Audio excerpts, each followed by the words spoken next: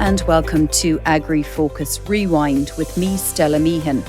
It's the end of the first season of the AgriFocus podcast, and we decided to take a look back at some of the highlights of the podcast over the past 6 months or so. There have been a lot of issues which we have delved into across all sectors in agriculture on AgriFocus, but one particular issue that affected every farm type was the weather this year. In July, as harvest 2023 was on the horizon, or so most farmers thought, we spoke to Head of Crops Knowledge Transfer with Teagasc, Michael Hennessy, about crop yields and tillage incomes and just how severe the impact of the weather would be. Winter barley would have been the first one out the door, and harvest started earlier than normal, and a lot of crops are coming in earlier than they normally would have. The first crops have probably started to harvest about 2 or 2.5 weeks ago at this stage. And we're still probably finishing off the winter barley in most of the country, just about finished up. But the northeast will be very different. There's an awful lot of crops still to be harvested up there. They really haven't had much of a break to kind of get those crops out of it at all. So there's two ends of it. One, you have kind of a very wet crop on top. Wet grain, which is very difficult, obviously, to get through the combine. And the wetter the grain is, the less valuable it is, because it takes more money to dry it. Everything has to be dried back down to 15% moisture, and it's probably coming in some parts of the field in terms of those grain. It's probably, some of it's well over 20%, but once you're over that, you're really starting to lose money a little bit on it. So there's a lot of work to do in terms of winter barley in some parts of the country, and that's only the start of it. But in other parts of the country, it's a little bit maybe further advanced. Probably winter barley, maybe in my part of the world here, and Carlow is probably just about finished. You go a little bit further south to Wexford and down around towards Cork. Probably not too far away from finished, I'd say. And people have moved on a bit into oilseed rape and oats. So the oilseed rape, it's only in the middle of doing that now. That's not. And it needs to be done. There's shedding already happening. So it's where you have your nice little pod. You have your 10 or 12 seeds in that. The pod can open a little bit and it'll just go straight down into the ground. And that's it. When it's down the ground, it's lost. So obviously, as you can imagine, the really heavy rain over the last long number of weeks, certainly. But when crops are very ripe, they tend to split a little bit and you can lose grain. So there's a bit of a panic out there to try and harvest that oilseed rape. But a lot of it's been done at higher moisture than people would like, and it's quite a financial penalty to that. The northeast is, it's well behind. But if you're to look at the overall rainfall in July, it has been exceptionally wet. In Carlow, last year, if we remember, lovely July, we had 25 mils of rain in Carlow. The long-term average for Carlow is getting close to 60 mils of rain. This year, up to late last week, we had 109 mils of rain. Wow. So that'll give you the difference. So we're 187%, and we're not finished out the month yet. I haven't counted in what fell on Saturday and Sunday last. Yeah. Going to rain again tomorrow. Next weekend is not looking great. So look, what's happening there then is that crops are being pummeled by this rain, and some very heavy rain at times, with some wind as well. Some of the straws brackling or breaking down, and some of those heads are going to the ground and being lost. Never mind the oilseed rape we talked about. Is that going to go in terms of shedding? But also then on top of that, underneath then, we have soils now at field capacity. So in other words, they're full of water. So heavy machinery going in on top of that is not a good place to be, especially with the likes of heavy grain trailers being carted off it. So there's problems in every end you go. And then obviously then we have the other side of it. When farmers are out there trying to harvest winter barley, they're trying to go as low as they can towards the soil to grab those heads that are towards the very bottom. Now they've no stubble left, and what tends to happen is that stubble can sit up, or the straw can sit up on that stubble, so you can get air flowing all the way around it. You don't have that anymore. It's going to be extremely difficult to get straw in any sort of good condition. So the problems are mounting. Another issue which we did a deep dive into here on the AgriFocus podcast was the PGI, that's Protected Geographical Indication status, for Irish grass-fed beef. Thankfully, the application, which was spearheaded by Bord Bia, was approved in recent weeks by the European Commission. So essentially, Irish beef can now be marketed as a premium product. Let's take a listen back to our chat with Beef Sector Manager with Bord Bia, Mark Sieg, who explained how important such a designation is for a product. The PGI essentially is it's a vehicle or a protection that the EU Commission have put in place for regional products that have specific qualities, are unique, and that reputation and specificness is related to the region or the geography where they come from. So it has to have a reputation that is protectable, and it has to be unique, I suppose. So some examples of that, would there be, like, it doesn't have to be in Ireland, in other countries? Yeah, in Ireland we don't have so many of them, and I know it's something that the Department of Agriculture who run this and administer it in Ireland are keen to get more and have a number on the case. So ones that we might know in Ireland are things like the Waterford Blah, Connemara Hill Lamb. There are a few black puddings. Sneem is one of them. The other one escapes me. Timoleague, actually, there it is. And then in Europe, you have a lot of them. Indeed, in our supermarkets, we probably see the little yellow and blue disc with the with the European symbol on it, and they tend to be regionally produced. Normally more premium because they have these qualities. So things like Parma ham has the PGI. Now, sorry, when I say that, there's also a slightly different version, but it's broadly similar in layman's terms. A PDO, which is instead of the blue, it has a red. There would be Parmesan cheese, feta cheese, balsamic vinegar of Modena, lots of things like that. So in Italy alone, there's over 275 PGIs in operation. Other countries like Spain, Greece, France would have similarly high numbers. So yeah, a lot of regional products we know, like brie and camembert, and it underlines, as I've said, that we have a unique product in Irish grass-fed beef. It means, from a commission perspective, that until now, when we promote Irish beef in our European markets, the commission does not allow us to lead with the blatant promotion, I would say, of our Irishness. That isn't allowed. So we promote under the quality mark, quality assured Irish beef, and the standards that are associated with that. But we can't lead with Irishness. Now that this PGI is Irish grass-fed beef, we have to, in fact, use that name all the time. So we can be very explicit and open in promoting. So that's a huge thing that it frees us, if you like, and allows us to use that. There is, of course, the recognition that consumers have that this is a unique and premium product, and generally is worth paying more for. That obviously has to be established in the market in terms of building that reputation out and building the associations between the two. But we do know, we've done a good lot of consumer research around this, where it lands better, and we can build that out with those customers, the retailers, food service, that want to put that the logo, the PGI logo, on the pack with us and bring that forward. And of course, we'll only be doing that where we can get an advantage out of it, and where those customers will be looking for a premium on it.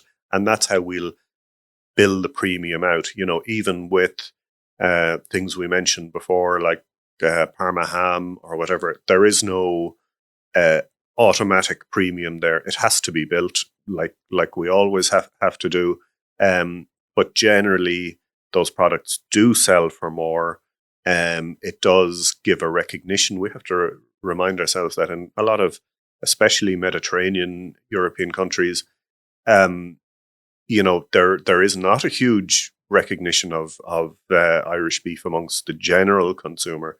There is a lot of pressure, especially at the moment, on preference for regional products and things. So proving our European origin and this recognition by Europe that it's a special product, that will help us overcome some of those hurdles. Mark Zieg of Board Bia there speaking about the PGI for Irish grass-fed beef. We'll move on now to another highlight of the AgriFocus series this year, and that was the discussion we had with Head of Dairy Knowledge Transfer with Teagasc, Dr. Joe Patton, on all things nitrates. He spoke on the podcast in October, not long after the decision was announced by the European Commission that Ireland must reduce its nitrates derogation from 250 kilos of organic N per hectare to 220 kilos, and there would be no room for flexibility. Patton explained that each dairy farmer had to assess his own personal enterprise. There's up to a couple of thousand people will be affected in the short term, okay? Which is very variable. Some counties have only one person affected. Some counties have hundreds affected. So there's very much a geographical bias on that. Now, we should say also that when we say affected, of that couple of thousand farms, there could be a good chunk of those that the effect is relatively modest or relatively moderate. They're technically in the zone where they need to change something, but the changes might be, as simple as maybe an adjustment to the amount of slurry exported, or an adjustment maybe to stock numbers and young stock, or whatever it might be. Then we move in further into the idea then of farms that have a significant effect. And we'd be estimating those. It's difficult to say because we don't know the options. We'll never know the options available to all these farms until we sit down and do a plan with them. But certainly in the hundreds of farms then that would have significant decisions to make. And obviously then we have a smaller cohort again that, they have a significant issue to deal with on farms. But again, we have to see what's available to those farms first before we can say, what the scale or what the best option is. So really, that's the sort of the breakdown of it. A couple of thousand overall, a good chunk of those, it'll be a tweak, we'll do them. And then the other bunch with bigger decisions to make, I would say. And are there various factors in those decisions in the sense of the actual farm enterprise itself or the geographical location? Yeah, I think it depends on the farm circumstances really. So, you do have situations, for example, where a farm might be pushing towards the existing limit or even over the existing limit and possibly using something like slurry export to stay under the existing limit. And they may or may not have access to additional land. They may have access in a way that they're purchasing forage from additional land or whatever it might be. Some of those farms have come to us and said, look, their priority is to normalize the arrangements with the landowners that they're using for maybe importing feed from, for example. That exercise on paper can solve a problem very quickly for those type of farms, but that option is not available to everybody. And obviously, as we say, there's quite a geographical bias or difference in it. So what we tend to see is that obviously in areas where there's an issue, we tend to have lots of farms in that area possibly that have an issue. So they're possibly all chasing a similar resource around land. So land is not going to be the answer for everybody because this tends to be a very regionalized thing. And certain regions, we have big numbers of farmers together in an area facing the same problem at the same time. That becomes, that the easy out, if you like, of additional land might be just as available to them as everywhere else, Dr. Joe Patton there speaking to us about nitrates back in October. We didn't forget the forestry sector this year either. In November, Andy Dunn, a co-author of a report from the Agricultural Consultants Association, the ACA, joined the AgriFocus podcast to discuss why he felt farmers need to be encouraged and incentivised to plant trees. Have a listen.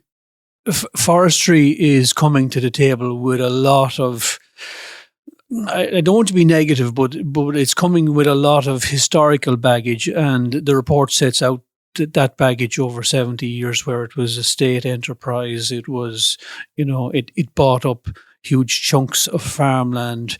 There was local antagonism. And that model was carried forward when forestry was I suppose privatized in the late 80s, and it tended to take a whole farm approach. You planted the farm, you closed the gate, you went away, and you came back after 15 or 20 years to see what had happened.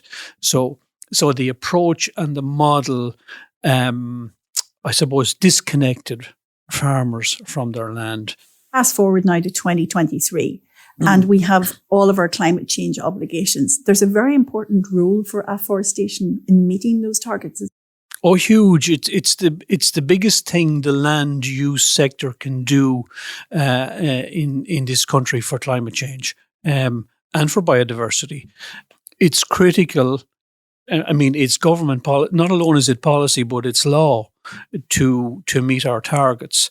And this is one of the chief vehicles of meeting it, planting more land. And it is very high on the policy agenda. The follow-up probably needs to be looked at, and that's what the report is about. It needs to be looked at in detail. Because we haven't hit our targets. We haven't, and we consistently haven't hit our targets. And the target we've set for ourselves of 8,000 hectares a year is considerably lower than the experts are now telling us we need to do to hit our targets. It's probably, you'll see figures from the EPA and from other sources of 18, 20, or even up to 30,000 hectares a year, which is off to scale in terms of where we are. We're barely doing 2,000 hectares a year. So there's a big gap there. And do you think that we could say the current forestry policy has failed then? I don't like to say that it's failed because I think the policy is. I don't have a problem with the policy, with the program. It's the implementation and the approach. If we stay doing the same thing, we're going to get the same results. So we need to make interventions that are probably quite dramatically different than we have done in the past. And I know that the ACA has come up with what they believe could help shift policy and could help maybe inspire more farmers to actually think about forestry as an option. Yeah, I mean, I suppose at a high level, what we're thinking there is that we fully integrate forestry with farming. We don't have it as something different, something alien. We have it as a normal farm enterprise. Now, there's a lot of institutional thinking and bureaucratic thinking to change to move that. I mean, farmers don't see forestry. They do on the continent. They see it as a farm enterprise, but there's no tradition of it here. And we have to work very hard to shift that mindset. That was Andy Dunn there speaking about a report from the ACA on promoting forestry within agriculture. While there have been so many other highlights from the AgriFocus series, we will finish our Rewind episode with one of the more recent hot topics, the changes to the Eurostar Index for beef breeding. The changes by the Irish Cattle Breeding Federation have been met with, let's say, a less than enthusiastic response from some quarters. So we sat down with CEO of the ICBF, Sean Coughlin, to get to the bottom of the reasoning for the changes and how many farmers would actually be affected. If we take the output first of all, right? So on the carcass weight, Breffney, right? So the carcass price has increased reasonably significantly, which is just reflecting the market price and is reflecting the thing. So the animals that are producing quite a lot of carcass are getting a bounce on that side. On the other hand, then one of the things that Paul Crossan has highlighted that is the input costs are increasing quite significantly. So in terms of the input costs, what are we talking about? We're really talking about feed and fertilizer costs, so the generation of feed and labor costs. They're the two significant ones. So one of the things, for example, that has seen an increase in the cost is around difficult calvings, for example. So obviously a lot of suckler farmers are part-time farmers, okay? Their ability to be on farm all the time, to be watching cows and so on. So the tolerance for difficult calvings has definitely been dissipating as more and more people are trying to juggle full-time jobs and managing a suckler herd as well. Also, what is happening, and we're especially seeing that in the West, is the cost of getting a vet out, even the availability in some cases of getting a vet out to manage a cesarean section, and the cost of the cesarean section, and the labour cost associated with minding the cow afterwards, perhaps minding the calf afterwards, and also the impact on subsequent fertility associated with a cow after a cesarean is going to take at least an extra month to go back and calf than a cow who has had a normal calving. So that's one aspect, and then the other one is the feed aspect. So one of the things that we're seeing is that those breeds where the size of the cow has been increasing, and the cost of keeping that cow has been increasing faster than the output and the increased output of carcass weight has been coming. So some of those breeds. So I think that one of the impacts, Breffney, is that I think we're probably going to see a stabilizing of the cow size, whereas over the last 10 years, I think the cow has been increasing in size. Just to come in on that there, Sean, and you might have touched on it already, but how will the changes impact skep farmers as regards, will they be positively or negatively? How many farmers will be positively or negatively impacted? Now, you have touched on it already, but another one is, I suppose there is a concern out there that these changes are going to prioritise the dairy beef cross animals and will increase the number of these that are eligible under skep. Is that the case? Yeah, so look, I think that is definitely a narrative that is out there that somehow these changes are somehow geared to benefit the first cross from the dairy. The opposite is actually the case, right? So the opposite is the case, is there are less 4 and 5 star first crosses from the dairy after these changes than there were before. Okay. And what we've been seeing actually over the years, and this has been the case really since the first suckler scheme came in back in 2008, the original suckler cow welfare scheme came back in 2008. We've been seeing that, if anything, there's a stabilizing or a slight drop in the number of first cross from the dairy herd that are coming in as suckler cow replacements, and that's hovering in or around the 20, 21, 22. So 4 out of every 5 cows, are beef cows coming from the beef herd and not first cross. So that narrative actually doesn't really, it doesn't hold. I mean, and the stats bear that out, Breffney, that there are less first cross from the dairy going to be 4 and 5 star and eligible. Yeah, and now obviously, Sean, there were some farmers whose stock were negatively impacted by the changes. What can these farmers do to remain skep eligible? So the key thing there, Breffney, is that as I mentioned previously, any of the animals that are already eligible are going to be eligible going forward. So it's not that. So even if those cows some of those cows have gone from 4 star to 3 star, for example, right? They're still eligible from a skep point of view. Okay. So the tricky thing then becomes, all right, fair enough. You do need to then pay attention. If you're going to want to breed from that 3 star cow, you need to be using a good, probably 5 star bull on the replacement index in order to try and ensure that the progeny coming from that mating are going to reach the 4 star standard minimum for going forward. Sean Coughlin, the CEO of the ICBF, there discussing the beef breeding index changes. Well, that's all we have time for on this special AgriFocus Rewind. We hope you enjoyed the series, and please do give us a like or a share if you can, or tell a friend if they like podcasts. We look forward to our next series of AgriFocus beginning in the new year. But for now, thanks for listening, goodbye and take care.